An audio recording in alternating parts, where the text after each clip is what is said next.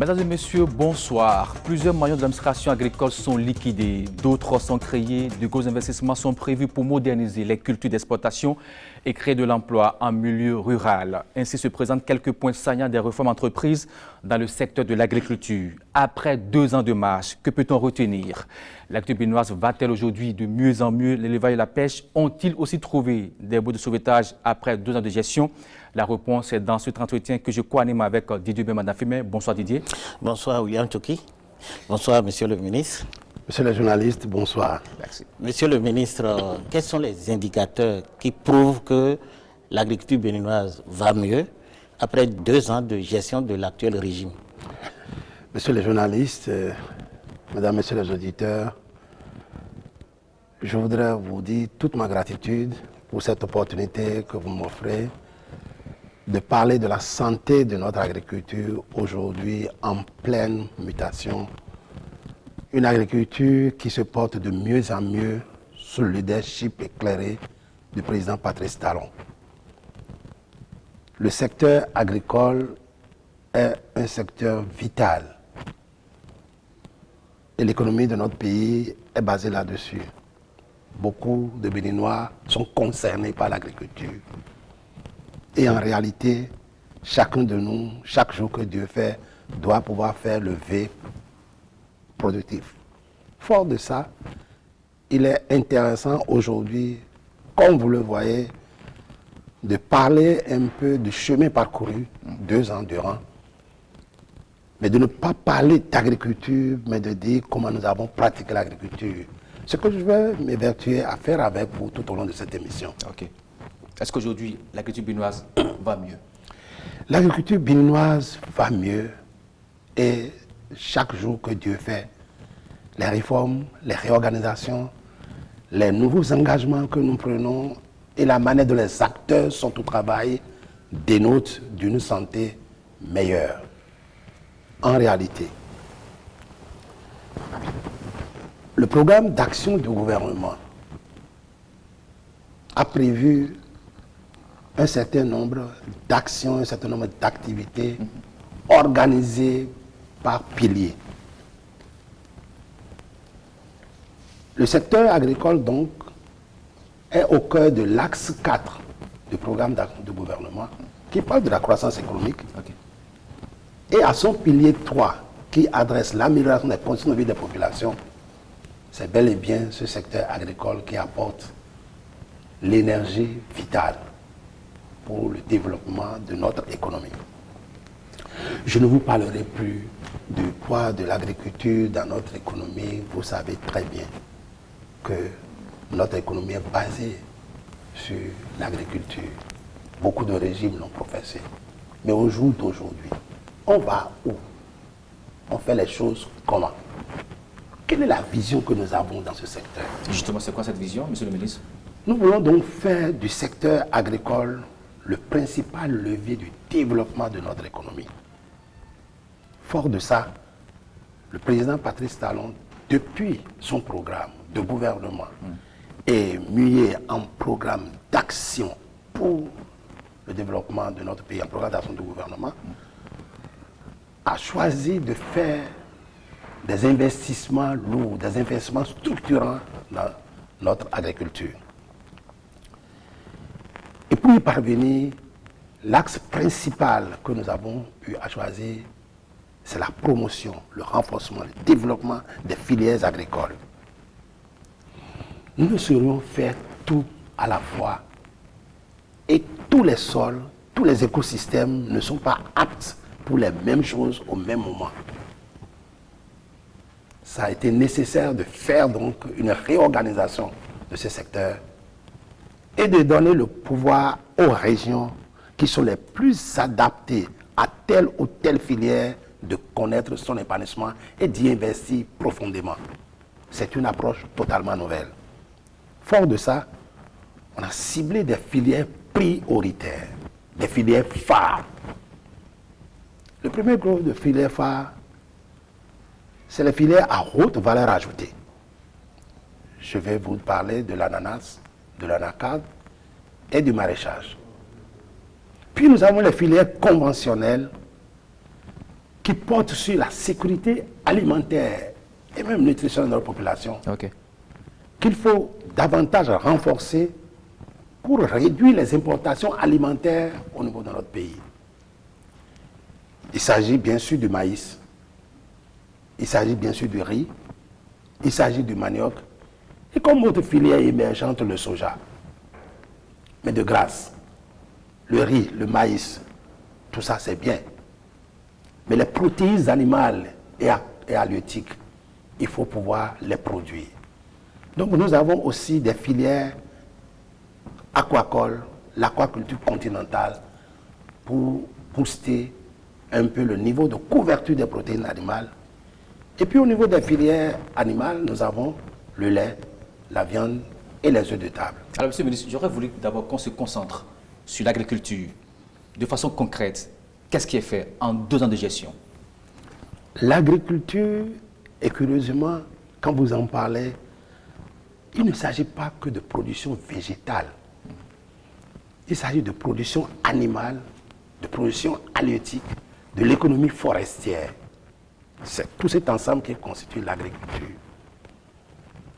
Mais, au niveau de l'État, pour accompagner les producteurs à réaliser vraiment des prouesses, il faut réorganiser la manière dont nous faisons l'accompagnement.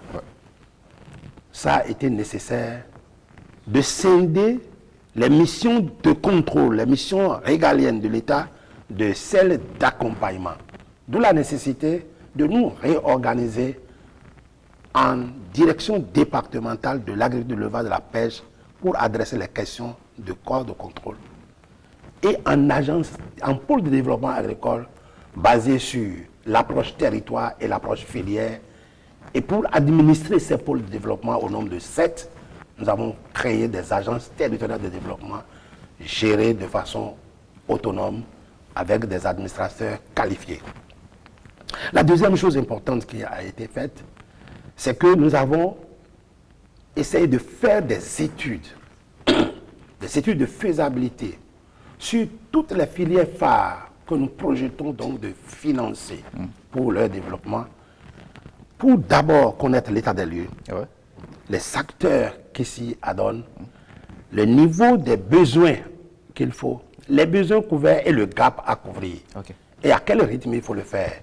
Puis enfin, étant donné que ces programmes nationaux de développement de telle ou telle filière prennent progressivement corps, il y a déjà des projets et programmes qui travaillent sur des problématiques avec des approches variées. Nous les avons arrimés au programme d'action du gouvernement, de sorte que lorsque vous rentrez dans un pôle de développement, tous les projets et programmes qui travaillent sur telle ou telle spéculation sont mis en synergie et les ressources adressées de façon harmonieuse aux différents bénéficiaires pour, premièrement, avoir de l'efficience dans l'action que nous menons et de l'efficacité pour avoir des résultats. De façon donc pratique, sur chacune des principales cultures de notre pays, je pourrais vous dire exactement ce que nous avons fait. Mais voilà le cadre dans lequel nous travaillons. Et nous avons eu des contacts assez fluides avec nos partenaires techniques et financiers, avec les acteurs, les familles de producteurs, filière par filière. Et aujourd'hui, il y a une bonne collaboration, une bonne entente entre l'État et ceux qui sont chargés de produire. L'État ne produit pas, mais l'État favorise la production, facilite la production, aide les acteurs à se sentir de mieux en mieux dans leur rôle pour pouvoir donner les résultats attendus.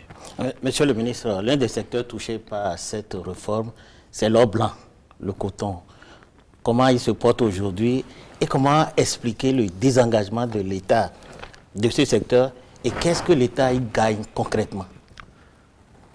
Le coton est une culture locomotive. Tous ceux qui travaillent dans la filière coton ont bénéficié d'encadrement technique rapproché, des innovations technologiques et reflètent leur comportement vertueux sur le coton, sur les autres spéculations. C'est la première des choses.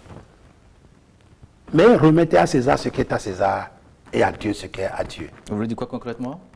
La filière coton a battu de l'aile dans notre pays. Je vous le dis, toute modestie gardée. L'histoire est têtue. Mais à l'avènement du régime de la rupture, où les acteurs clés devant animer la filière avaient perdu tout pouvoir, le mérite de ce régime, c'est de réhabiliter l'interprofession cotonnière, de le remettre dans ses rôles, le confirmer dans ses attributs. L'AIC est revenu, réorganisé. La filière a repris. 2014-2015, nous étions à 266 000 tonnes. C'est ce dont on a hérité. Un an seulement après l'animation de cette filière par les acteurs vraiment concernés, nous sommes passés à 451 000 tonnes. Au jour d'aujourd'hui, au moment où je vous parle, les compteurs au niveau des unités de dégrenage de coton affichent déjà 520 000 tonnes de coton réceptionné et grainé ou en stationnement, sur une prévision de 550 000 tonnes au moins cette année. Voyez bien la progression. Et les économistes disent simplement que à partir de 200 000 tonnes, chaque 50 000 tonnes que l'État produit permet de gagner un point de taux de croissance calculé.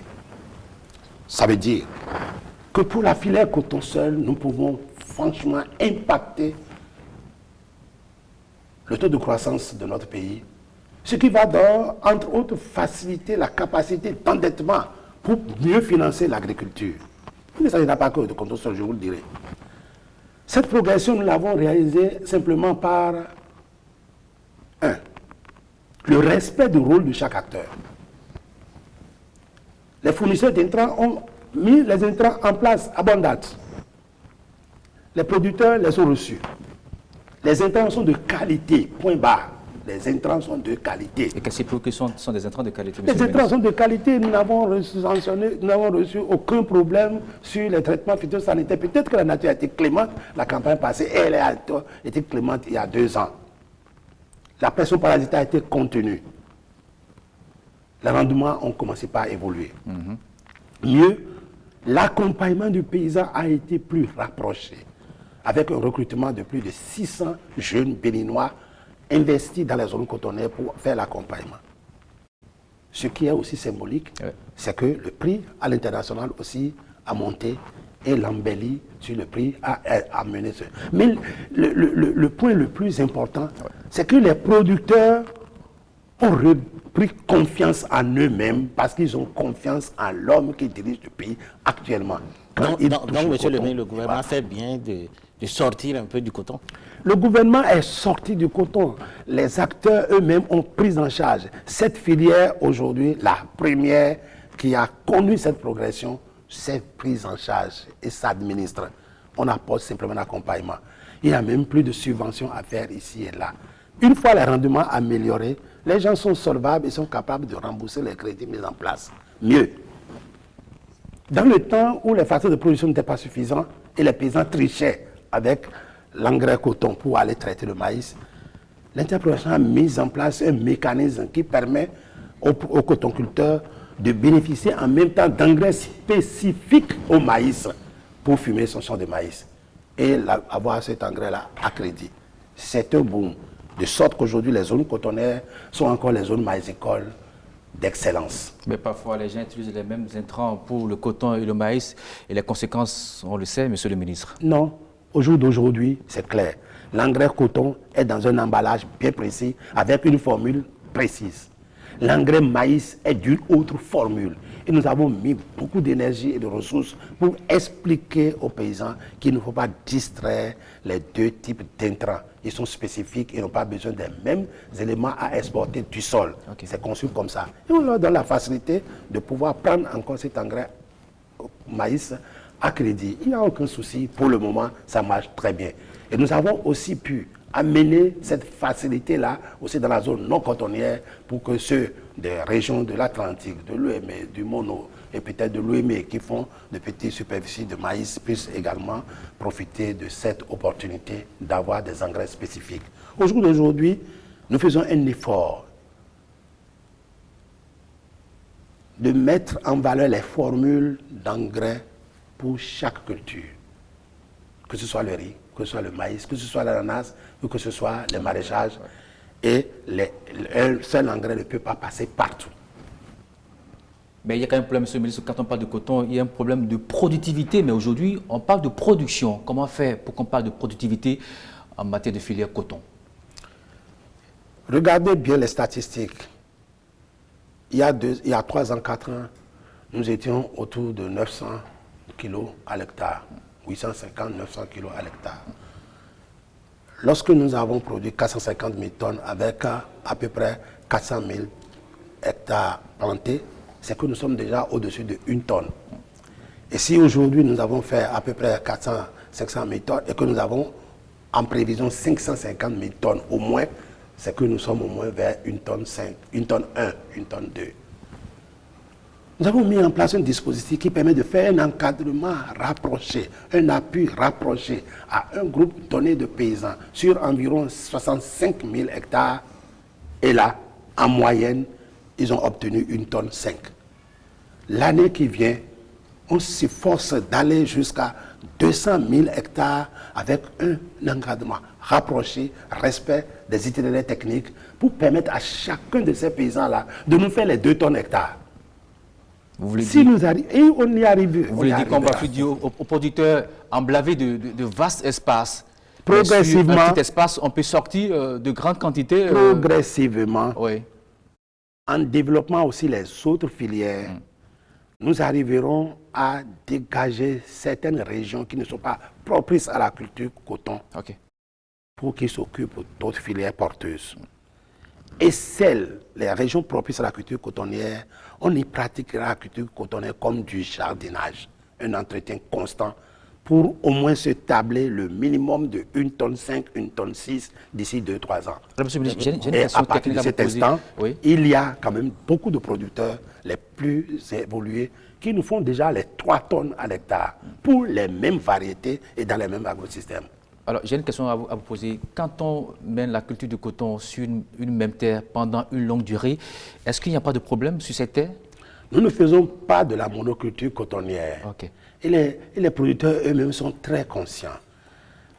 Tout l'engrais, tout l'entretien qu'on fait, l'enfouissement même des résidus de récolte que l'on fait sur les parcelles cotonnières, les prédispose à cracher lorsqu'on met les céréales à la suite. Donc il y a une rotation des cultures OK.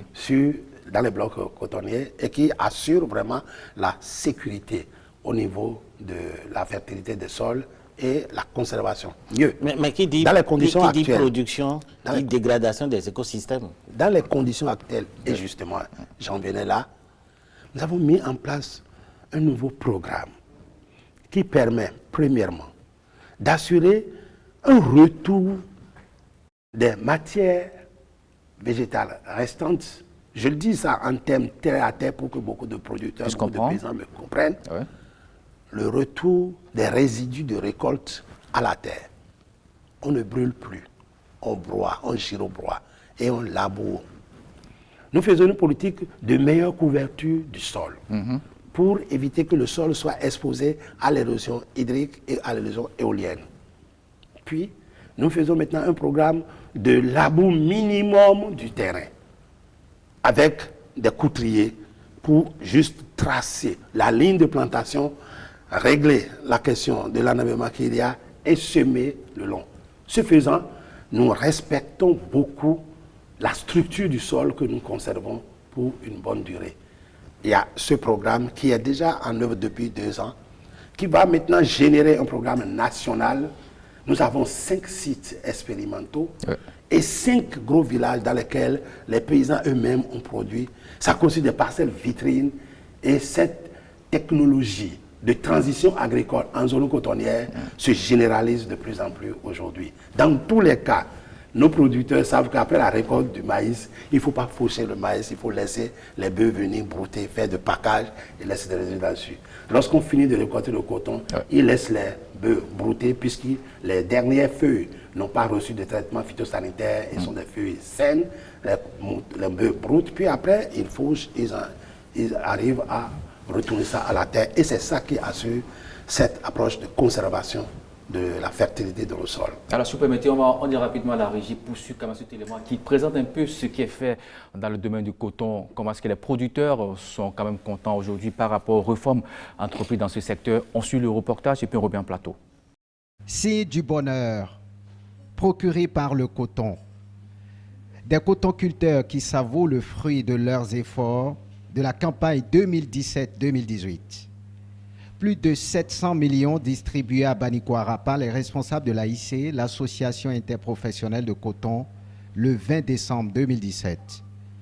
L'opération s'est étendue dans les autres communes, notamment à Kandi, Kéro, Sinandé et Malanville. Quand nous promettons, nous le faisons. Et comme le maire l'a dit tout à l'heure, quand vous vendez votre coton, vous aurez vos sous.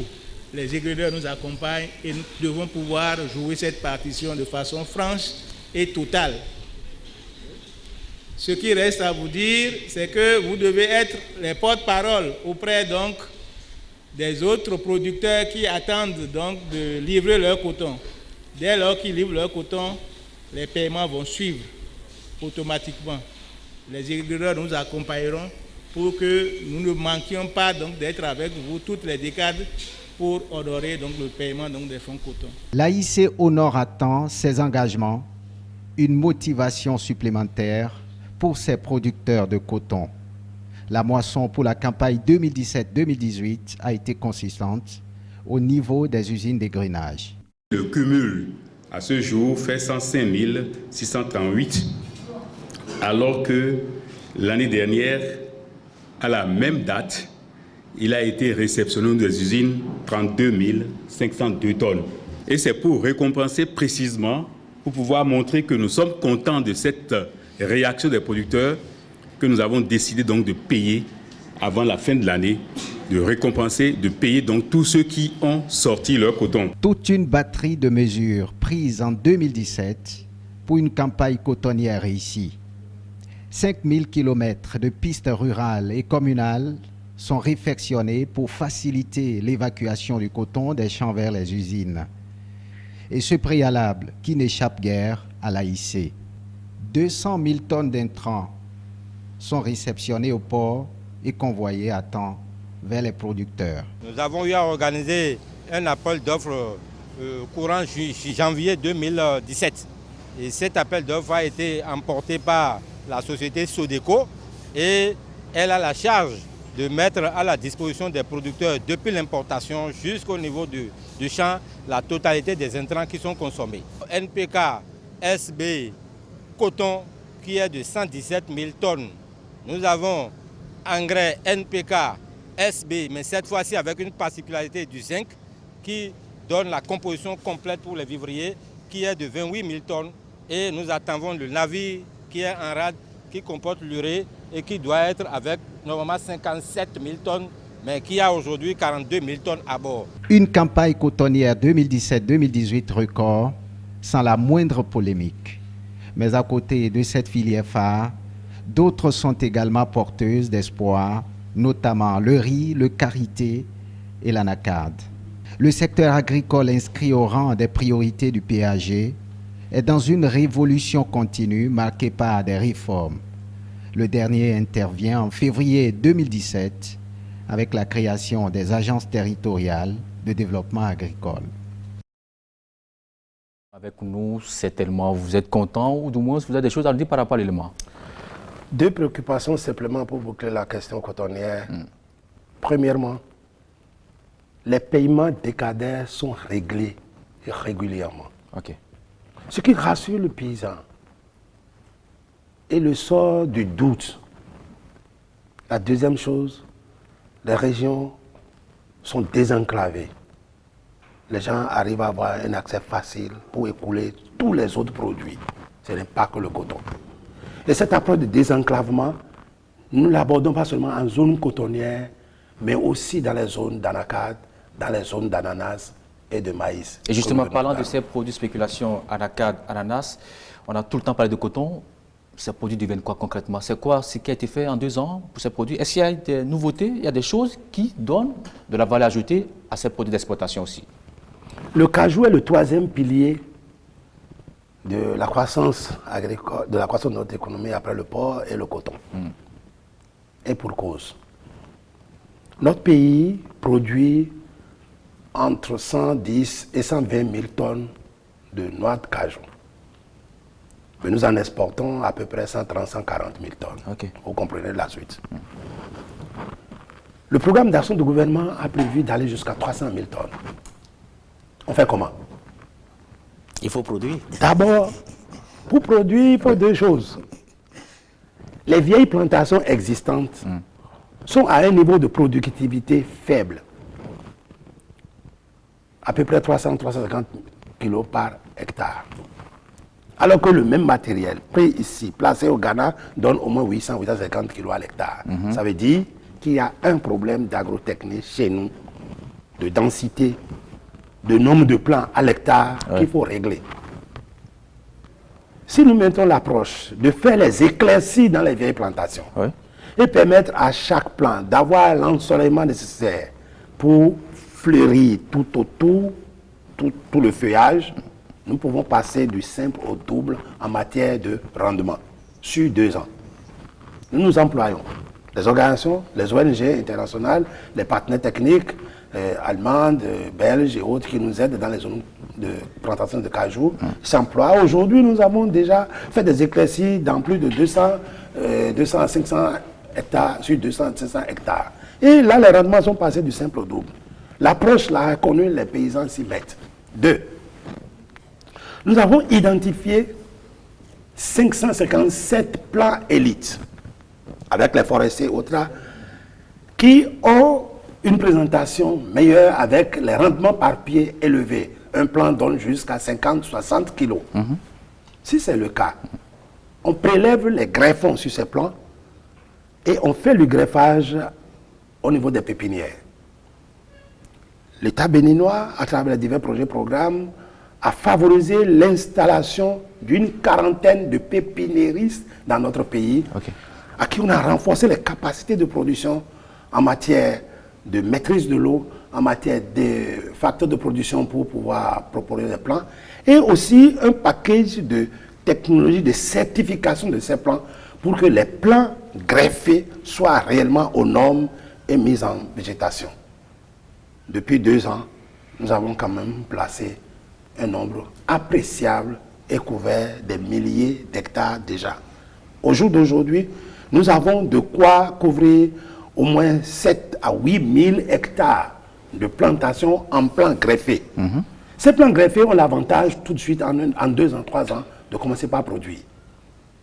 Et nous mettons au plus 100 plants à l'hectare selon les écartements de 10 sur 10 ou de 10 sur 12 jusqu'à 90 plants. Ça suffit.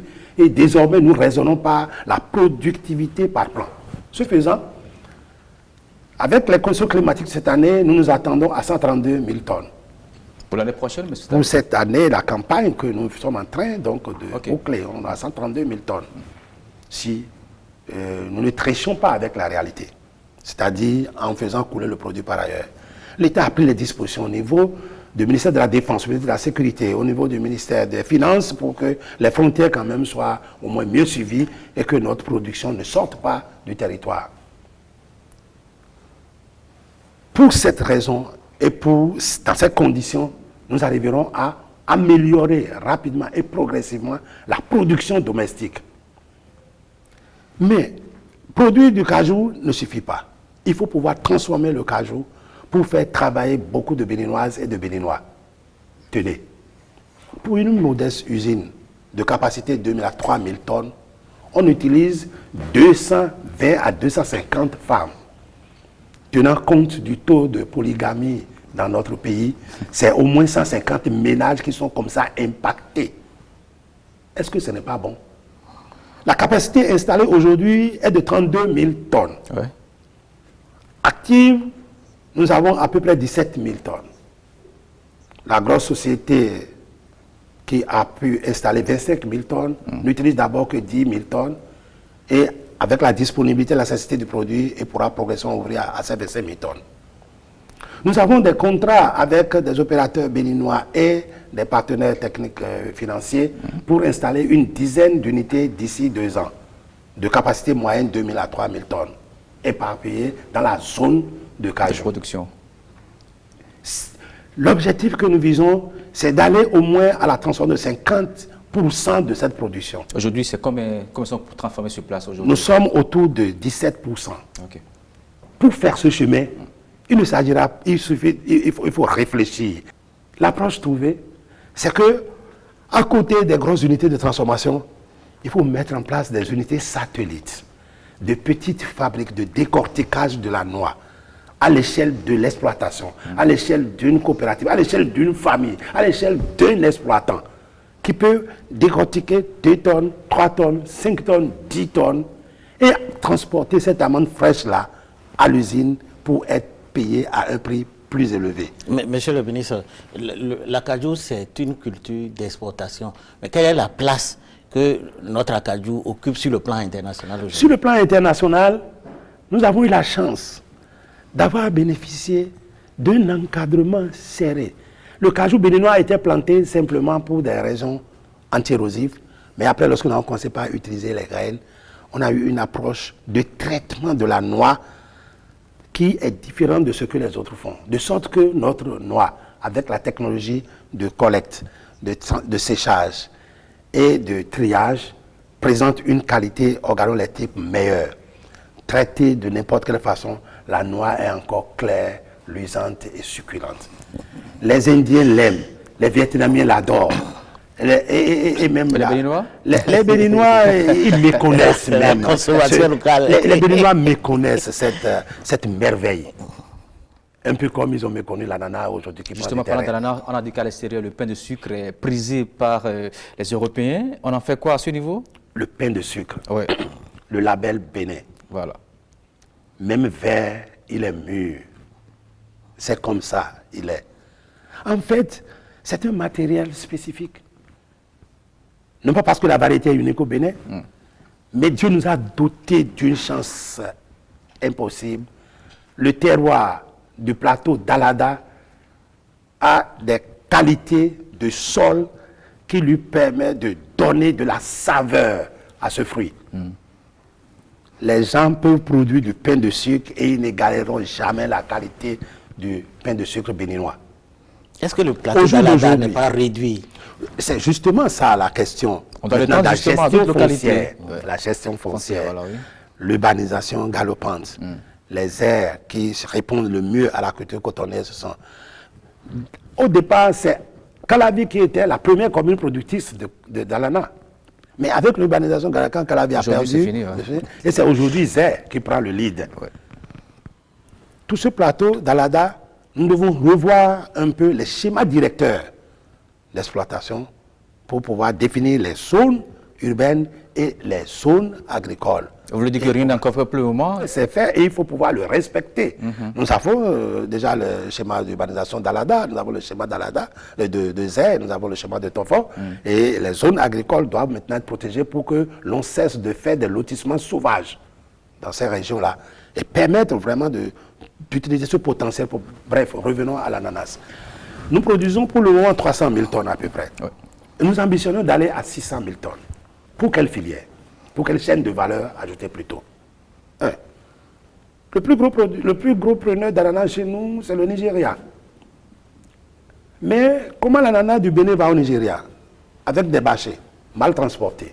Vous dépendez à la frontière, si on arrête votre cargaison pendant 2 jours, ça fini. commence par Ça pourrir, coulé. on baisse le prix et ça y est. Parce que c'est une denrée périssable. L'État béninois a décidé, d'abord à travers un programme déjà mis en œuvre, de mettre en place des infrastructures marchandes le long de la frontière. Et nous avons décidé d'aller construire à l'intérieur du Nigeria, et l'État nigérien est d'accord de mettre en place des unités, des infrastructures qui captent ce produit et le mettent dans les conditions meilleures pour lui donner quelques jours afin de faire des transactions plus rentables aux producteurs. La deuxième chose, c'est les pays du Sahel. Et l'ananas est transporté d'abord par les camions qui viennent charger du gasoil, du pétrole ici, mais aussi par de petits engins de 4 tonnes, de 5 tonnes qui transportent vers le Sahel. Puis nous avons la transformation domestique en jus conventionnel ou en jus bio.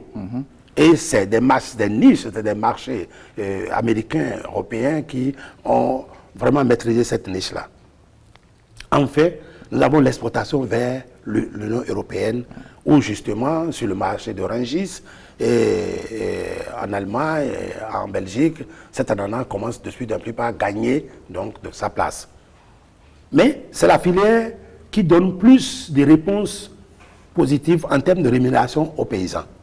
Pour y arriver, pour adresser ces filières, ces différentes formes d'ananas qui sont produits. À ce niveau, l'un des facteurs limitants pour pouvoir mieux adresser ces filières, c'est le matériel de plantation, les rejets. Pour ceci, nous avons mis en place un mécanisme innovant. Premièrement, les chercheurs ont identifié tous les morphotypes, ils les ont décrits. Et lorsque vous rentrez dans un champ qui est maintenant en floraison ou en production, on sait quelle variété est ici, quelle variété est là. Avec un certain nombre d'étiquettes, des ficelles de différentes couleurs, on identifie les variétés, on laisse la récolte passer et on prend par couleur d'étiquettes les rejets qui sont issus de là pour mettre en plantation. À ce moment-là, nous avons des plantations homogènes. De sorte que lorsque vous allez pour faire un tri au niveau d'un champ destiné à l'exploitation vers l'Union européenne, au jour d'aujourd'hui, nous sommes à 80% d'écart. Mais avec cette technologie depuis 2 ans, nous sommes déjà à 40%, 60% de fruits bons pour le champ. Et nous progressons pour aller à 80-90% de fruits aux normes pour cette exploitation. Ça réduit les pertes au champ. 2. Pour les gros fruits qui vont au Nigeria ou bien dans les unités de traitement, il y a une agrotechnique qui doit l'accompagner pour que les fruits soient bien remplis, charnus et pleins de jus. Il y a une approche. Il y a les intrants spécifiques à apporter. Il y a par exemple la couverture du sol avec des bâches plastiques qui nous permettent de réduire la pression de l'enherbement et aussi de la maîtrise de l'eau au niveau de ces plants-là pour que le cycle de 17-18 mois soit réduit à 12 mois. Okay. Toutes ces technologies sont mises en place aujourd'hui pour booster la production domestique d'ananas, filière, chaîne de valeur par chaîne de valeur, et pour assurer une transformation. Nous mettons en place maintenant un mécanisme qui incite d'autres producteurs, d'autres opérateurs économiques à mettre en place des unités de transformation au niveau de Tori, au niveau des airs, pourquoi pas au niveau de Tofor, les autres bassins de production, afin de mieux gérer, de mieux drainer ce flux, afin d'assurer une transformation domestique. Et ce qui a demandé à l'industriel comme de façon artisanale, le jus est produit, et les Béninois l'ignorent. Il faut consommer le jus béninois. Et justement, que fait l'État pour inciter les Béninois à consommer local? De toutes les façons, l'État ne va pas régenter, l'État ne va pas décréter. Est-ce que nous nous aimons? Quel appui vous apportez à ceux qui sont dans ce secteur-là pour qu'ils fassent connaître davantage le produit? D'abord, un accompagnement essentiel de la qualité de produits. C'est le laboratoire central de sécurité sanitaire des aliments qui aujourd'hui a été certifié pour pouvoir donner des résultats par rapport à l'ananas que l'Union européenne ne conteste plus. C'est des approches pour mieux placer le produit dans tout notre environnement. Et les jus et autres qui sont fabriqués sont analysés et certifiés par ce laboratoire. Ça, c'est un. 2. Quand même, nous faisons beaucoup d'ateliers. Nous faisons des réceptions. Les cocktails, c'est tout le temps les boissons de l'extérieur. Pourquoi on n'a même pas l'ananas béninois, le jus d'ananas? Je ne vous demande pas de décréter, mais faites aimer le produit national par les Béninois. Est-ce que déjà au niveau du ministère de l'Agriculture, déjà les cocktails, c'est les produits ici au Bénin? Au ministère de l'Agriculture, de l'élevage, de la pêche, tout le monde sait que si vous voulez organiser que le ministre doit venir suivre, il ne veut pas voir des produits importés. Je n'ai rien contre. Informez aussi vos autres collègues qui fassent comme vous aussi. Devient un réflexe déjà à notre niveau. Mais le problème n'est pas là. Je voudrais simplement que dans les réunions de nos marchés, on trouve au moins 15%, 20% du produit made in Bénin. Nous sommes dans une économie ouverte, mais je tiens à ce qu'on ait 20%, 30%, peut-être 40% de produits made in Bénin. Monsieur le maire, vous avez parlé de De l'ananas, pain de sucre, vous avez oublié l'autre ananas, le Cayenne. Est-ce que il est négligé? La Cayenne lisse n'est pas négligée et justement, dans les chaînes de valeur, nous avons l'ananas séché. Et c'est à partir de Cayenne lisse que l'on fait l'ananas séché. 2, la Cayenne lisse est un fruit suffisamment délicieux et même diététique. Beaucoup de diabétiques prennent l'ananas Cayenne lisse. Et lorsque vous voulez faire aussi un puits d'amaigrissement, je vous demande simplement de prendre le cœur de l'ananas Cayenne lisse. Au bout de 2-3 mois, vous verrez comment vous allez vraiment retrouver votre forme normale. La Cayenne lisse est consommée et produite, et c'est même ça qui faisait le problème de l'exportation. À propos, c'est à propos de Cayenne lisse que nous voulons avoir en chair jaune, comme les Sud-Américains, que nous avons commencé par faire des traitements anormaux de téflon ici, et nous avons été obligés de faire l'autosuspension vers l'exportation de l'ananas vers l'Europe pour nous conformer aux normes. C'est ici le lieu de remercier COLEACP et les autres acteurs de la filière qui nous ont aidés à régler les problèmes d'itinéraire technique sur le traitement de fruits de l'ananas et aujourd'hui retrouver la place qu'il nous faut sur le marché européen. Mais je dois tirer un chapeau aux acteurs béninois qui ont compris le danger que si nous n'avons pas de comportements vertueux, si nous ne suivons pas les itinéraires techniques pour cette spéculation, nous risquons de perdre notre place sur le marché international. Et l'ananas prend de l'ampleur chez nous. Alors, Monsieur le ministre, on va parler maintenant des produits vivrières. Vous avez parlé de long à large des produits d'exportation, mais que deviennent aujourd'hui les spéculations vivrières, voilà. Les spéculations vivrières. À l'entame de notre causerie, je vous avais dit qu'à côté des spéculations, la culture à haute valeur ajoutée, nous avons les spéculations conventionnelles dressées à la sécurité alimentaire de nos populations. Évidemment, c'est les spéculations qui font la base de notre alimentation. La toute première que je prends, c'est le manioc. Mais le manioc, vous voyez, nous produisons du manioc pour le manger bouilli, pour le manger avec un peu de sauce un peu pilée. Nous faisons le gari national qui a conquis de l'espace dans notre région, le tapioca, le lafou, la farine panifiable et tout. Au jour d'aujourd'hui, avant que je n'oublie, il ne faut pas que je l'oublie, GMB a été repris par un consortium américain qui nous a rapprochés et doit désormais incorporer 5 à 7% de farine panifiable de manioc au blé pour faire le pain au Bénin. Ce n'est que ce que nous demandons. Vous voulez dire que désormais, on va fabriquer le pain avec la farine venant de l'extérieur? Avec du blé, oui, mais aussi du manioc fait au Bénin. Mais ça n'a pas encore démarré? Ça a démarré. Déjà. Et le pain que vous mangez, il y a déjà du manioc. Ce n'est que justice, mon frère. Ce n'est que justice. Pour la simple raison que, au moment où le Nigeria a connu une crise de production de manioc, ils ont décidé de mettre en place un dispositif de traitement de manioc même à bord champ et d'incorporer 10 à 15% de cette farine-là au pain. Tous les pains du Nigeria que vous mangez sont à 15% au moins de farine de manioc. Bref, revenons à notre plantation ici. Le manioc a couvert tout l'espace du Bénin jusqu'à des zones inattendues, même à Banikwara, à Kandi. Au jour d'aujourd'hui, nous avons maintenant du matériel de plantation de très bonne qualité qui résiste à la mosaïque, à la bactériose, à l'anthracnose et les petites maladies virales. Nous avons mis en place un dispositif de production, de multiplication de plants qui sont disséminés. Les rendements de 7 ou 8 tonnes qu'on avait sont montés au moins à 15-17 tonnes. Et lorsque vous pratiquez convenablement le labour, vous allez à 20-25 tonnes à l'hectare. Okay.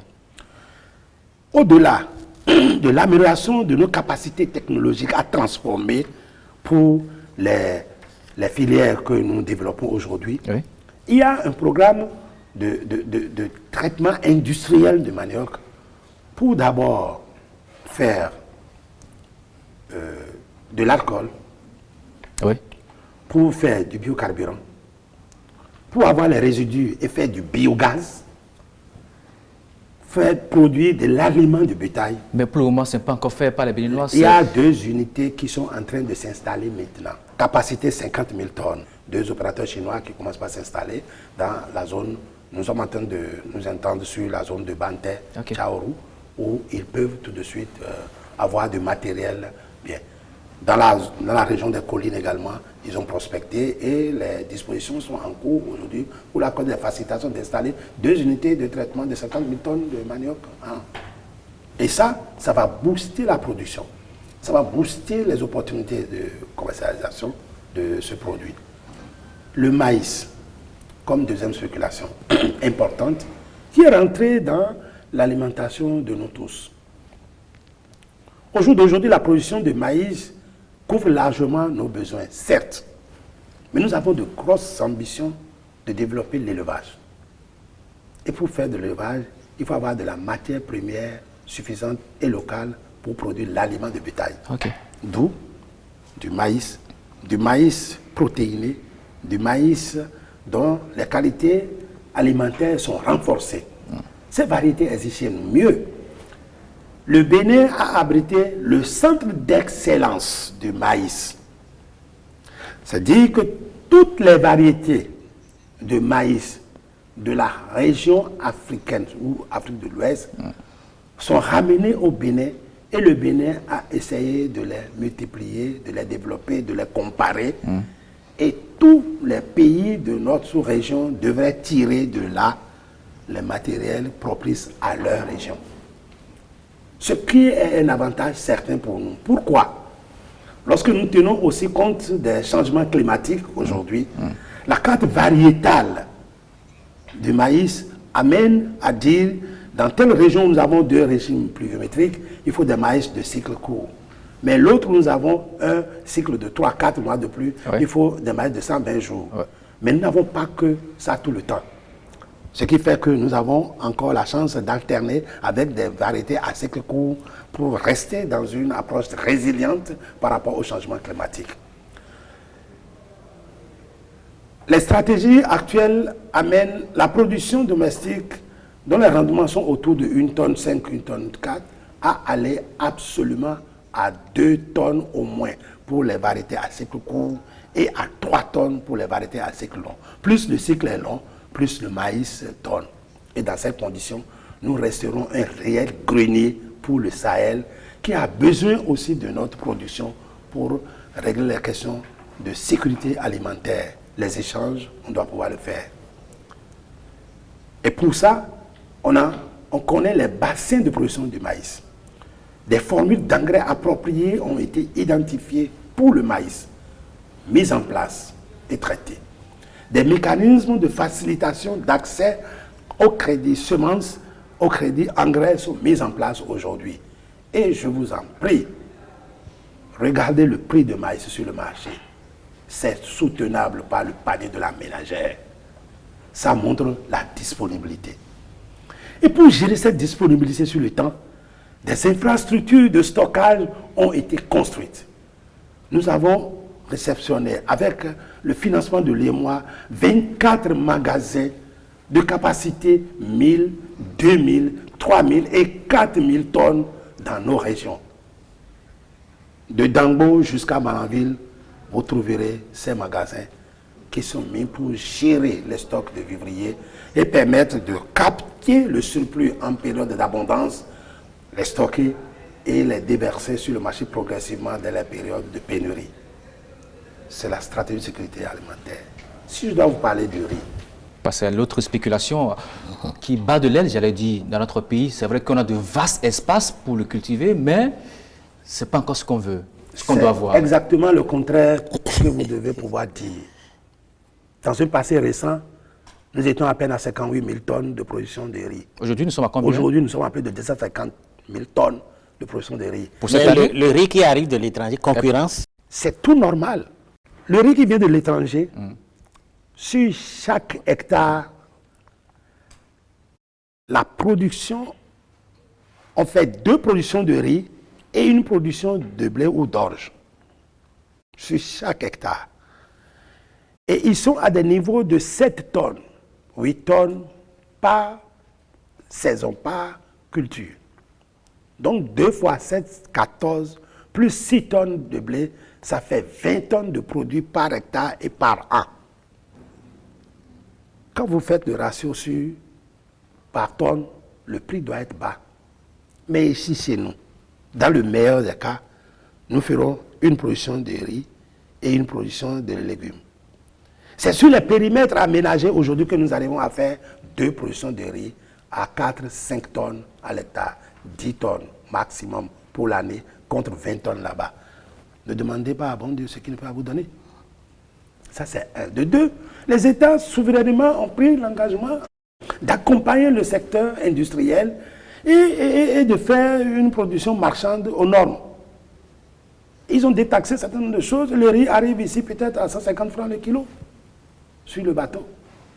Mais ici, au Bénin, de 58-60 000 tonnes, nous sommes déjà passés à 250 000 tonnes.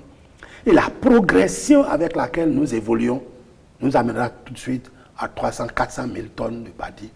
Et décortiquer à 65%, nous aurons de quoi couvrir d'abord les besoins domestiques. Mais pour que ce besoin soit couvert par une production domestique, nous avons non seulement besoin de produire beaucoup, nous avons besoin de transformer et que cette transformation reste aux normes. Il s'agit non seulement d'avoir des unités de décortiquage, mais des matériels de triage optique qui permettent de sortir les points noirs, les grains et autres là de riz. Parce que, tenez-vous tranquille, c'est pratiquement les mêmes variétés que nous cultivons dans tous les écosystèmes. S'il est pluvial, s'il est irrigué ou non. Que ce soit ici ou en Inde. Le reste, c'est la technologie. Et par rapport à cette technologie, l'État a pris l'engagement souverain de contribuer à aménager les écosystèmes rizicultivables. Et au jour d'aujourd'hui, vous avez vu les images récemment, j'étais passé lancer des chantiers d'aménagement de milliers d'hectares. Dans la vallée de l'Ouémé, le Payavo est en train de nous aménager au moins 1112 hectares. Et sur cette parcelle aménagée avec maîtrise totale de l'eau, nous passerons de 3 tonnes, 2 tonnes, 5, 3 tonnes à 6 tonnes au moins de riz par saison. Et nous pouvons faire 2 saisons. D'autres programmes aident aussi à aménager des périmètres. Et quand vous allez à Mananville, nous avons le premier grand périmètre de 700 hectares avec maîtrise totale de l'eau. Et un deuxième périmètre maintenant, comment on appelle, réhabilité de 400 hectares avec maîtrise totale de l'eau par bloc de 50 hectares. C'est à quel niveau? Au périmètre de Mananville. Mananville, ok. Voilà. Monsieur le ministre, on avait fait l'expérience du riz Nerica qui peut être produit, pas nécessairement dans les écosystèmes, mais partout. Alors, l'expérience là a abouti Cette à quoi? expérience a abouti à ce qu'aujourd'hui, dans nos régions, on produit du riz pluvial. Le problème, c'est la qualité du traitement. Et dans ce Nerica, vous avez les Nerica qui peuvent aller en situation irriguée comme en situation pluviale. Tout le reste, c'est l'accompagnement en intrants, en facteurs de production, et puis la collecte et le traitement du paddy. Vous voyez le riz, la production de riz, c'est délicat. Vous avez des riz à grains longs et d'autres à grains courts. Si nous n'arrivons pas à assainir les périmètres pour homogénéiser le matériel de plantation, les cultivars qu'on y met, quand vous ramassez le riz, grains longs, grains courts que vous amenez à l'usine, vous faites des cases parce que vous ne pouvez pas régler les tamis en conséquence. C'est pour cela qu'on fait un effort sérieux de spécialiser certaines zones à des types de matériel qui soient compatibles avec les unités de transformation qui y sont. Voilà un peu l'approche que nous avons. On a en place un dispositif de production de semences dans chaque bassin où les paysans qui ont les technologies les plus avancées portent la charge de produire la semence et de distribuer aux autres paysans. Et cela, aujourd'hui, marche. Je ne veux pas terminer sans dire un effort qui est fait avec les organisations professionnelles agricoles qui ont mis en place des unités de traitement comme les ESOP dans la vallée.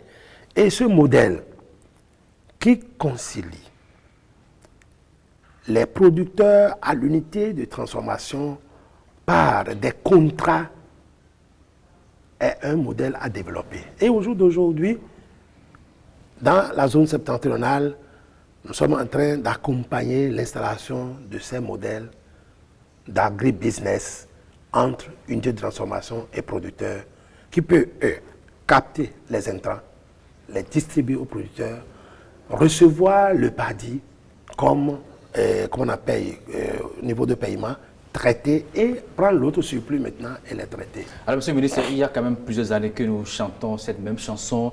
On a dit la vallée de Lomé, c'est la deuxième la plus riche au monde. Les différents régimes se sont succédés, mais apparemment, rien n'est fait pour donner de la valeur à cet espace que la nature nous a fait. Mais qu'est-ce qu'on fait concrètement aujourd'hui? Je vous demande d'ouvrir les yeux. Et peut-être c'est parce que vous utilisez une approche journalistique que vous me provoquez sur la question. Pas du tout, c'est ce que nous constatons. La vallée de Lomé est aujourd'hui pris d'assaut. Il travaille 2 à 3 programmes. Le plus vaste financé par la BAD, c'est le PAYAVO, à plus de 35 milliards. Qu'est-ce qu'on y fait aujourd'hui? Je disais tantôt qu'on aménage déjà, et les travaux sont en cours, d'autres chantiers sont terminés, 1112 hectares en maîtrise totale d'eau. Puis, d'autres parcelles en maîtrise partielle de l'eau. Pour cultiver le riz, pour cultiver, comment on appelle, pour faire du maraîchage. Nous avons construit déjà des ponts-digues pour assurer la traversée. Ouais. Nous avons assuré plus de 240 km de pistes dans la vallée. Il faut désenclaver la vallée, c'est la première des choses. Et les gens, ils produisent, ils peuvent sortir facilement les productions. Que ce soit l'élevage, que ce soit le maraîchage, que ce soit le maïs, que ce soit le piment, ça, on en fait là aujourd'hui. Les gens arrivent déjà à faire plusieurs cycles de production. Mais tenez, un programme plus important de le développement de la basse et moyenne vallée de Lomé est enchanté aujourd'hui pour mettre à échelle ce que nous avons déjà fait à travers le PAYAVO. Des infrastructures de franchissement seront construites, ils sont en train d'être construits, des chantiers sont déjà libérés.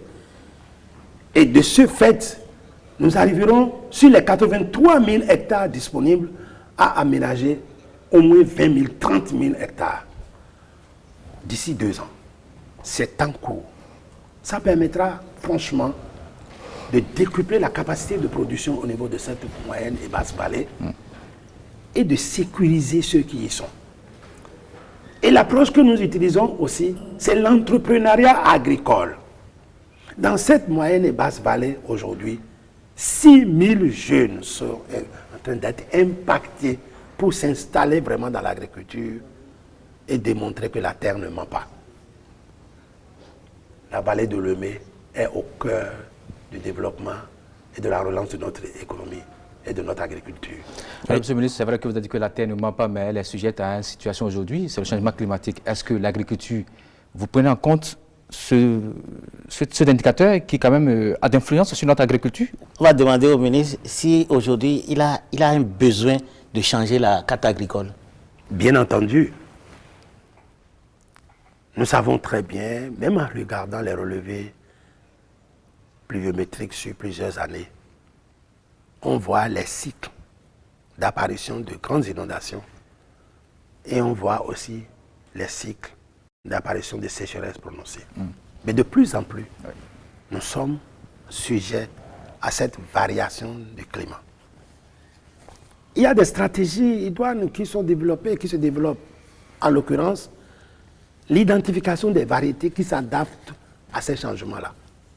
Je venais de vous dire tantôt que même dans la zone où nous avons du matériel de 4 mois de végétation, on y met en même temps ceux de 3 mois, de 3 mois et demi, de 2 mois et demi, au cas où on n'arriverait pas à très vite installer et que ça peut avoir une coupure, on peut stabiliser.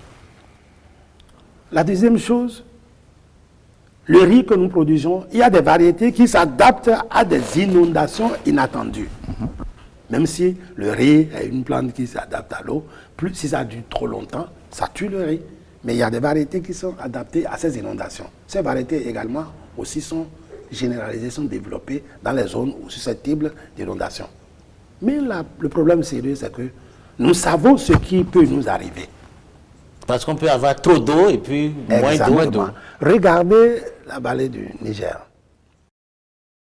Nous savons tout ce qu'il faut faire. Il faut endiguer.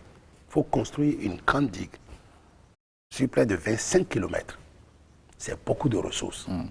En attendant d'y arriver, on utilise les solutions palliatives pour pouvoir gérer et on réalise des économies pour régler une fois pour toutes. Lorsque nous aurons fait cette digue-là, que le Niger est monté de 80 cm, 90 cm, nous n'aurons pas de retombées négatives ici. Cela est connu, mais c'est des investissements très lourds pour lesquels aujourd'hui on ne peut pas s'aventurer facilement. Donc par rapport au changement climatique, il y a bel et bien des adaptations. Il y a des comportements agricoles que nous avons pour avoir une meilleure couverture du sol, limiter l'érosion hydrique, limiter l'érosion éolienne et assurer une meilleure couverture pour pouvoir maîtriser l'eau au niveau du sol afin que les plants puissent en bénéficier. Il y a les techniques, comment on appelle, vertueuses, je vais dire, les bonnes pratiques agricoles que nous essayons de diminuer pour pouvoir arriver. La façon même de procéder à l'entretien, au labour et autres là, sont aussi des approches technologiques qui nous permettent vraiment d'arriver à gérer l'eau dans le sol qui doit permettre à la plante de tirer l'essentiel des éléments nutritifs afin de produire le rendement que nous voulons. Si nous restons dans la tendance du changement climatique, c'est que nous allons passer pratiquement au règne des espèces.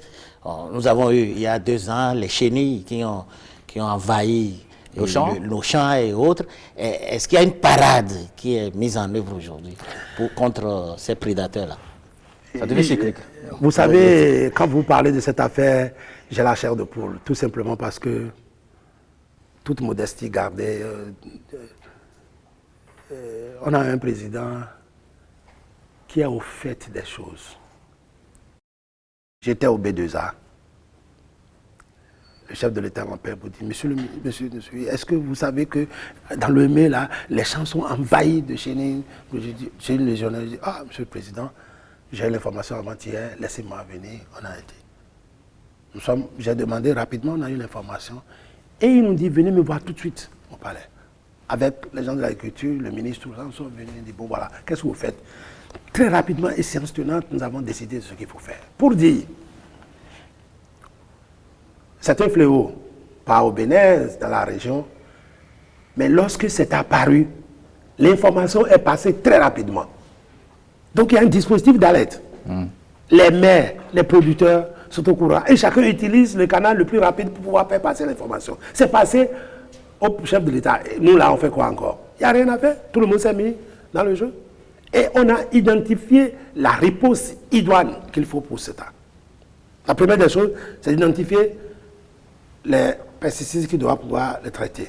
Trouver les appareils de traitement. Monter une brigade. Ce que nous avons fait, c'est quand appareils rapidement été livrés en l'espace d'une nuit, nous avons eu les produits phytosanitaires, nous avons circonscrit la zone au niveau de Dangbo pour faire le traitement. Et à partir de cet instant-là, il y a eu un encadrement systématique de ces bassins, une formation à reconnaître le début de l'apparition des chenilles et une brigade d'intervention rapide qui est là en place pour aller à l'assaut de ce fléau. Lorsque c'est apparu au niveau de Nati Tengu, on a eu la même réaction, la même réponse en l'espace de 24 heures. Je loue la bravoure de ces jeunes gens, hommes et femmes, qui nous ont aidés à continuer cela. Mais à côté, il y a des études, il y a des travaux de recherche pour avoir une approche régionale de gestion de ces fléaux, mais chaque pays se bat pour ne pas être la victime expiatoire de chenilles proliférantes. Alors, monsieur le ministre, votre département, c'est 3 grands secteurs, l'agriculture, la pêche, l'élevage. La pêche aujourd'hui, qu'est-ce qu'on fait pour améliorer non seulement la productivité, mais la production de nos cours d'eau, de nos plantes de jaladi?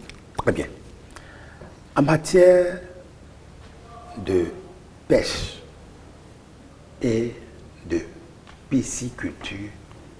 Parce que la pêche, c'est quoi? C'est la cueillette. Et la pisciculture, l'aquaculture, c'est la production. Ce que nous captons comme produit de pêche au jour d'aujourd'hui, en 2017, c'est 63 000 tonnes, dont 8 200 tonnes de thon captées ici sur nos côtes, traitées au Ghana et exportées. Il reste 55 000 tonnes disponibles pour nous. Et dans ces 55 000 tonnes, c'est à peu près 3 000 tonnes de pêche continentale, donc de production continentale. Est-ce que ça couvre nos besoins? Et le reste en pêche maritime. Nos besoins, c'est 75 à 80, non, c'est 120 000 tonnes. Donc, pour couvrir ces besoins, nous sommes obligés d'importer près de 75 000 tonnes de poissons. Comment combler ce gap? Ce gap, nous pouvons le combler progressivement. En améliorant la surveillance au niveau de notre façade maritime pour davantage capter ce qu'on peut capter et amener les pêcheurs marins à produire davantage de 40 000 tonnes, 45 000 tonnes, ils peuvent faire mieux. Mais ce qui est plus rassurant et plus sûr, c'est la culture du poisson, l'aquaculture. Et pour ça, l'État béninois a eu un partenariat fécond avec le Japon qui a aidé à former 3 500 pisciculteurs, aquaculteurs, à travers un programme qu'on appelle PROVAC. La deuxième phase de PROVAC est à cours aujourd'hui pour aider à renforcer les capacités de production de ces paysans. Non seulement en technique, en technologie de production, de transformation, mais en matériel, en équipement. Mais les Japonais ne savent pas équiper. Nous avons mis en place maintenant un programme national de développement de l'aquaculture pour mieux identifier ces personnes qui sont dans l'activité et les accompagner dans les besoins. Les besoins, c'est quoi? C'est l'infrastructure d'élevage de poissons. Oui. Ça peut être un bassin, ça peut être un étang, ça peut être des bacs, ça peut être des bâches dans lesquelles on peut produire hors sol. Et vous aussi, monsieur le journaliste, je vous invite à avoir juste les bacs de 1 mètre cube là, au bord de la route. On ouvre, on met une centaine de clarias là-dedans, ou bien une vingtaine de tilapia, et vous donnez à manger. Au bout de 4 mois, vous avez du poisson de 400 grammes. Bref. Le dispositif, je le veux. Ce sur quoi nous travaillons, c'est les alevins, la qualité des alevins. Il y a des entreprises locales qui produisent des alevins. Les projets et programmes aident à renforcer la capacité de ces entrepreneurs et à mettre à disposition des alevins. C'est comme le PROCAD qui cette année met à disposition 10 millions d'alevins, dont 6 millions de tilapia et 4 millions de clarias. D'autres programmes aussi le font. À côté des alevins, il y a l'aliment extrudé de poisson, qui est un facteur limitant. L'alimentation que nous donnons aux poissons doit être flottant. Quand vous mettez dans l'eau, il faut que l'aliment reste en surface de l'eau pour que les poissons captent. Lorsque ça plonge, vous perdez. Et là, on l'importe. Aujourd'hui, on met en place un dispositif, connaissant les formules, d'utiliser nos matières premières aussi pour fabriquer des aliments flottants. Mais il faut faciliter cette approche. Puis en fait, les technologies maintenant de capture et les traitements post-capture avec des caisses isothermes, de la fabrication de glace et autres pour pouvoir le faire. Mais dans quel écosystème nous travaillons en matière d'aquaculture? C'est sur le plan d'eau. Quel est leur état de santé aujourd'hui? Le chef d'État, soucieux de cette préoccupation, a mis en place une commission qui a travaillé sur la réhabilitation de nos plans d'eau, l'assainissement et la réhabilitation de nos plans d'eau. L'image est poignante lorsque vous prenez le lac Nokwe ou la lagune de Cotonou. Vous voyez des habitats indésirés. Des gens font de la teinture, ils versent l'eau dedans. Des gens ont colonisé. On a mis des acadias un peu partout. On a mis des engins prohibés, des engins qui ne On peut même plus favorisent pas. circuler sur le lac Aimé, par Il exemple. est Le lac très Nokoué, c'est pareil. difficile de circuler, de naviguer sur ces lacs-là. Il y a aussi les déchets qui y vont. Je vous le dis, Mais depuis 2 ans que vous êtes là, rien n'est fait apparemment. mon âme, je vous le dis, et il faut y croire maintenant. Ne soyez pas incrédule, mon ami. Mais c'est là, le Regardez. constat est là, monsieur le ministre, aujourd'hui. Le quand on constat va- est là que Oui. nous sommes vraiment en train de faire cet assainissement avec le ministère du cadre de vie, le ministère de l'Intérieur, le ministère... Regardez,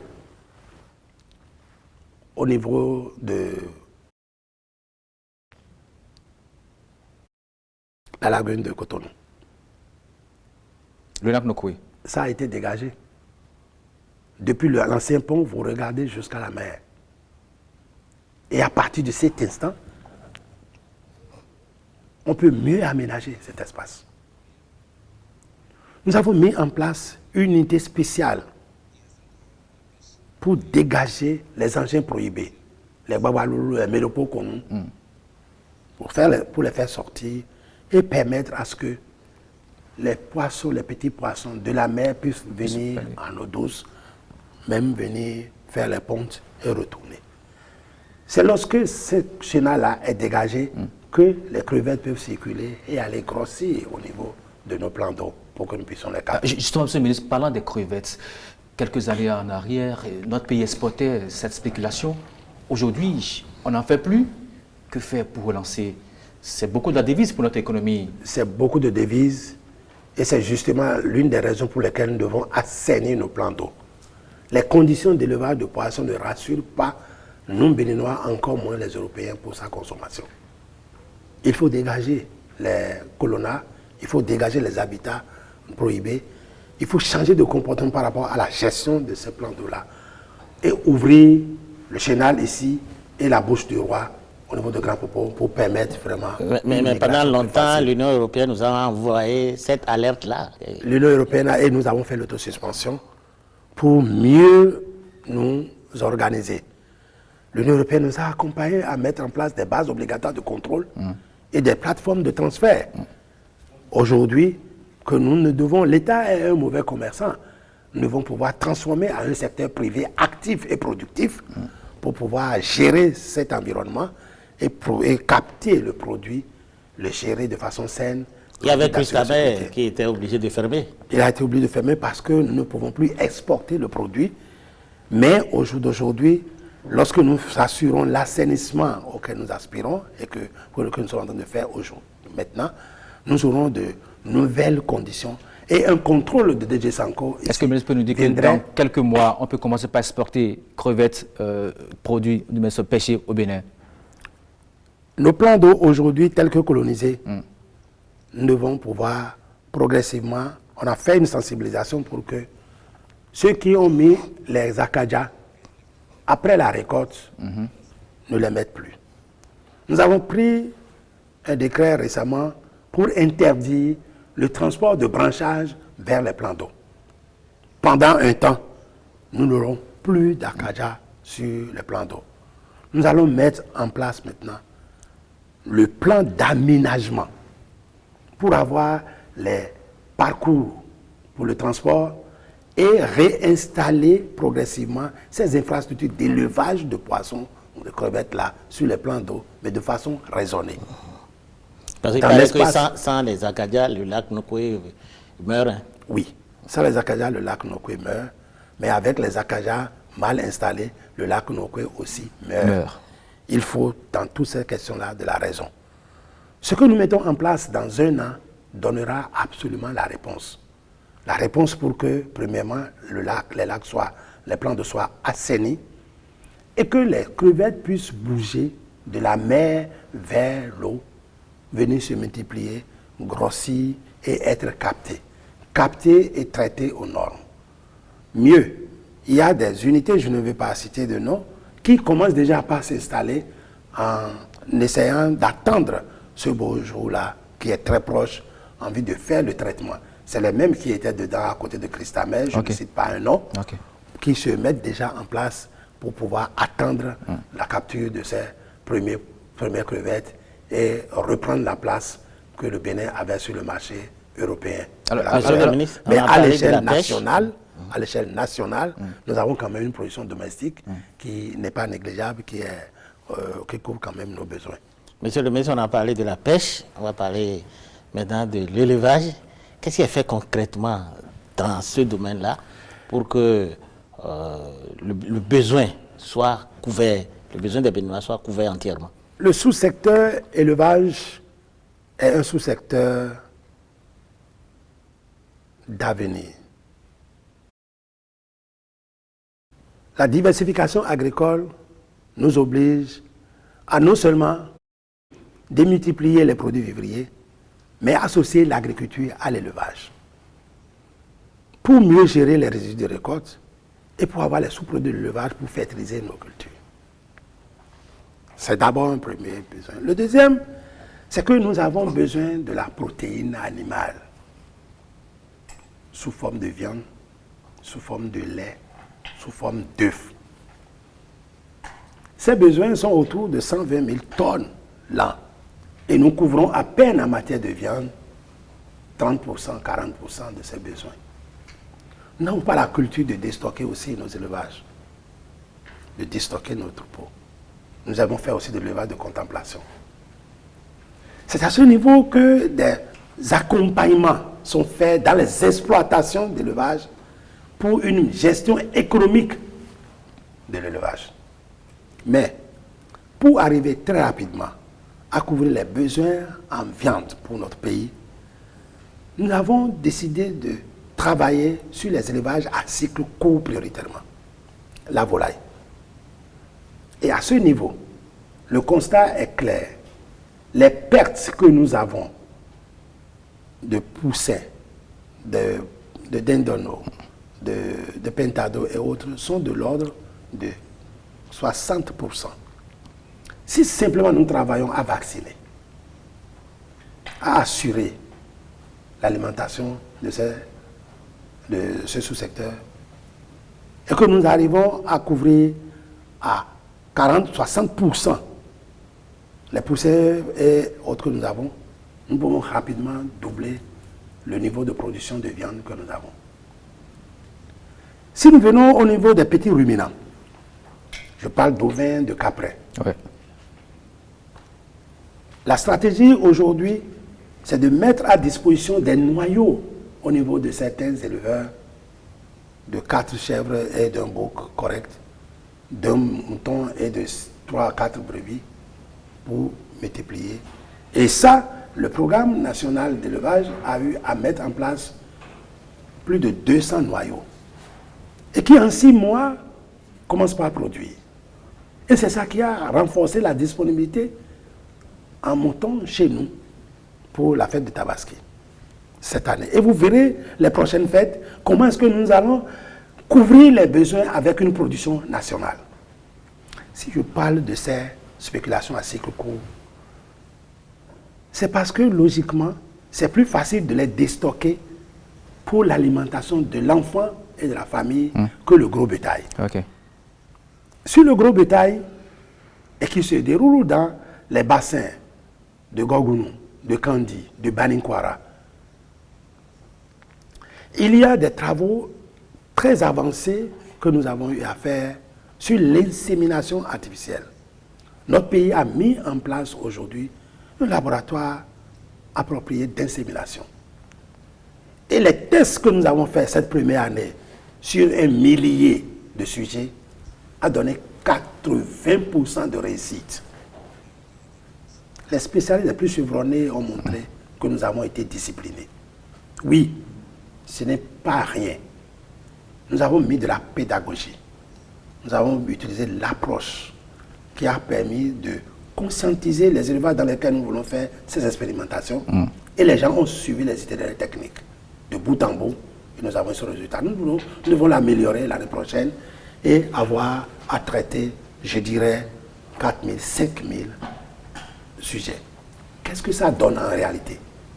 Si à la naissance, vous avez des velles, au bout de 2 ans, ça grandit et ça commence pas à aller à la monte.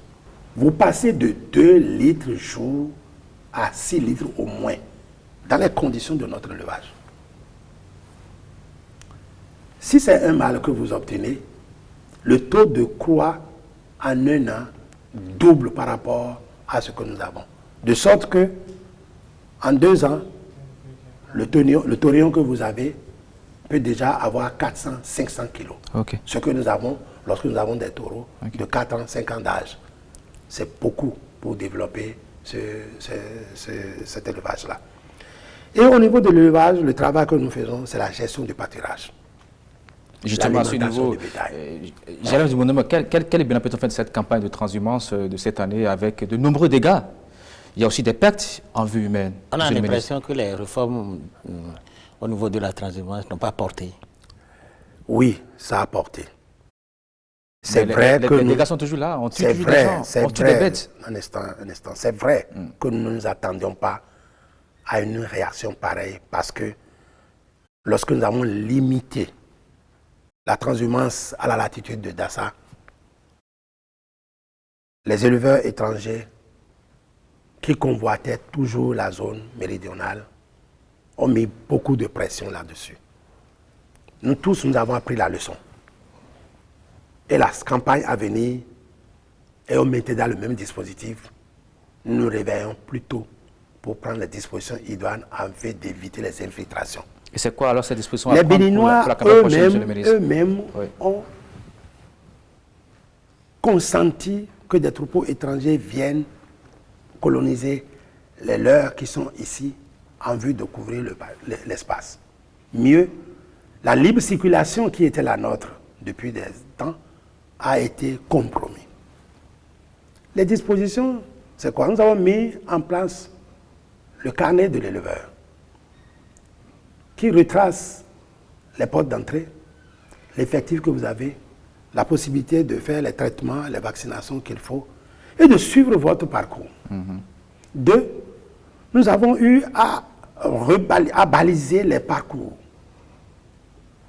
des troupeaux. Nous les avons alimentés en infrastructure de stockage. Nous avons construit 40 magasins équipés d'aliments de bétail, de sorte que dans le couloir de transhumance là, les bergers étrangers peuvent trouver l'aliment à un prix réduit pour donner à leur troupeau et éviter d'aller faire des dégâts. Nous avons mis en place 40 points d'eau, 7 barrages curés. Je dis bien 7 barrages curés. C'est un effort important que nous avons eu à faire au niveau national pour régler la chose. Mais la discipline collective, les comités villageois, les comités de communes qui devraient gérer donc cette transhumance-là ont failli. Chacun a voulu percevoir un peu d'impôts ici, quelques tasses sur le chasseur, et puis ça a été un petit désordre. Okay. Le ministère de l'Intérieur en est conscient, le ministère de la Défense également, et de l'Agriculture.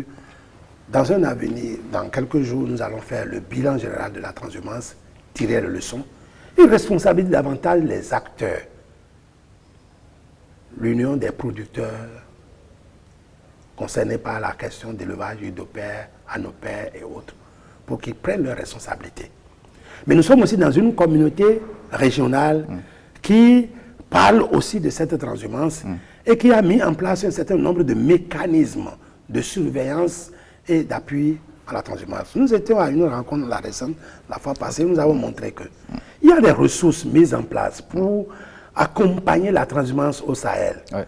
Mais les Sahéliens savent très bien qu'ils doivent venir vers les pays côtiers et on n'affecte pas de ces ressources aussi au niveau des pays côtiers pour mieux améliorer le pâturage sur lequel les gens vont venir. Il y a un problème. Et là, je crois que les gens ont pris conscience. Okay. Nous allons, à partir de ces instants aussi, capter de nouvelles ressources pour mieux adresser la question du pâturage. Mais j'en venais pour dire ceci. Allez-y, monsieur le président. Au niveau national, oui, allez-y. Nous sommes en train aussi et d'améliorer le pâturage et d'amener les producteurs à produire du fourrage et à les vendre. C'est une nouvelle filière qui est en création. D'accord. Et vous verrez dans un an, 2, ce que ça va redonner aux paysans pour que notre herbe soit réellement valorisée et qu'on puisse Au lieu de laisser ça à l'incendie, au feu de brousse, on capte rapidement, on le transforme, on met dans le package qu'il faut pour pouvoir fournir ça à l'élevage et sédentariser progressivement nos élevages. Alors, Monsieur le ministre, on est en train de passer ensemble 90 minutes par rapport à tout le secteur, le département agriculture, élevage et pêche. Vous avez certainement des mots à l'endroit, non seulement de nos paysans, de nos agriculteurs, de nos pêcheurs, de nos éleveurs, pour les apaiser, pour que les dits, certainement que l'année à venir, que ça ira de mieux en mieux. Non, je dirais aussi qu'il y a un certain nombre de mesures transversales et des trains de mesures sur lesquels il est quand même nécessaire de porter l'accent. La première chose, lorsque nous voulons préparer les champs, nous avons de réelles difficultés aujourd'hui. Les équipements mécanisés que nous avons ne tiennent pas très bien la route. C'est les Nigériens, les Ghanéens qui viennent faire les labos comme ils veulent. Au jour d'aujourd'hui, nous avons formé déjà 200 tractoristes. Nous en formerons davantage. Et nous avons lancé une compétition au niveau de nos communes pour que des entreprises de prestation de services mécanisés se mettent en place pour bénéficier des facilités de l'État. Lesquelles 100 tracteurs, 100 kits de tracteurs Mahindra sont montés aujourd'hui et vont être livrés à un coût réduit. Cela se passait à 15 500 000. L'État décide de le vendre maintenant à 8 500 000 avec des conditions de remboursement assez allégées. Okay. Ça permettra à ces entreprises communales de travailler rapidement et d'aider les paysans à mieux préparer la terre pour mettre en place de façon plus rassurée les fécondations. La deuxième chose, vous avez parlé beaucoup de coton, on en parlait de cajou et autres là, mais il y a le palmier à huile par exemple. Et l'un des engrais spécifiques pour le palmier à huile, c'est le KCl. Nous avons encore un stock de 2 ans, 3 ans qui n'est pas détérioré, mais que l'État a décidé de vendre à un prix plus bas de 6 000 francs le sac contre 12 000, 13 000 francs qu'on fait aujourd'hui.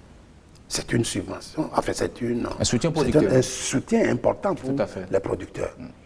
Dans la zone de plantation d'ananas ou des agrumes, on a besoin entre autres d'un engrais vendu à prix réduit au jour d'aujourd'hui. Donc ce sont les mesures d'accompagnement. C'est ces mesures d'accompagnement. Et de plus, nous avons aussi un accompagnement technique plus avisé. Les cadres sont ciblés, triés, pour adresser maintenant des filières importantes. Okay. Nous n'avons plus d'agronomes, d'encadreurs qui sachent tout faire, qui parlent de tout. Okay. Si vous êtes pour l'élevage, vous parlez de l'élevage avec les organisations de producteurs. Si vous êtes pour la production végétale, vous parlez de l'agriculture. Vous êtes pour l'aquaculture, vous parlez de ça. Si vous êtes pour l'économie de l'exploitation, vous parlez pour aider les producteurs maintenant à une gestion plus rationnelle de l'effort qu'ils fournissent. Ce qui est encouragé et ce qui est encourageant, allez-y rapidement parce que le temps est fini, c'est que les interprofessions agricoles aujourd'hui sont formées et jouent pleinement leur rôle et servent de lobby pour les membres. L'État accorde les facilités qu'il faut sur l'entrée des facteurs de production pour les intrants, pour l'industrie agroalimentaire et à réduire suffisamment les taxes à l'exploitation de produits transformés chez nous. J'appelle de tous mes voeux que Béninoises et Béninois, nous apprenons à consommer local. Nous ayons confiance en notre capacité de production et à la qualité de ce que nous produisons. Merci, Monsieur le ministre. Alors, ce sera tout pour cet entretien. 90 minutes pour faire le bilan des 2 ans de gestion des départements agriculture, élevage et pêche. Nous n'avons pas la prétention d'avoir tout abordé, mais on espère que vous avez quand même pu comprendre beaucoup de choses et que beaucoup reste à faire. À la prochaine.